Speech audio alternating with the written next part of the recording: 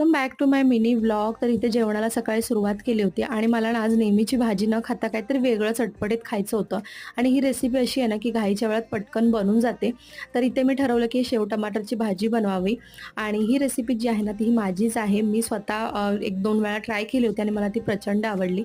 तर इथे काय करायचं, शेव टमाटरची भाजी बनवण्यासाठी कांदा टोमॅटो कट करून घ्यायचा बारीक जितकं शक्य होईल. छान तेलात परतून घ्यायचं आहे, लसूणसुद्धा परतून घ्यायचे आणि त्यानंतर सुके मसाले जे तुमच्याकडे घरी असतील ते वापरायचे आणि ही शेव जी आहे ना ती तुम्ही तुमच्या आवडीनुसार वापरू शकता. मी या प्रकारची शेव वापरते. त्यानंतर सिक्रेट मसाला जो आहे यातला तो म्हणजे एव्हरेस्टचा किचन किंग मसाला जो आहे तो टाकायचा आहे. थोडंसं गरम पाणी टाकून पातळ असं करून घ्यायचं आहे आणि त्यानंतर मग ना 1-2 उकळ्या आल्यानंतर शेव जी आहे ती टाकून घ्यायची आणि भाजी अप्रतिम बनते. एकदा नक्की ट्राय करून बघा आणि मला सांगा सुद्धा.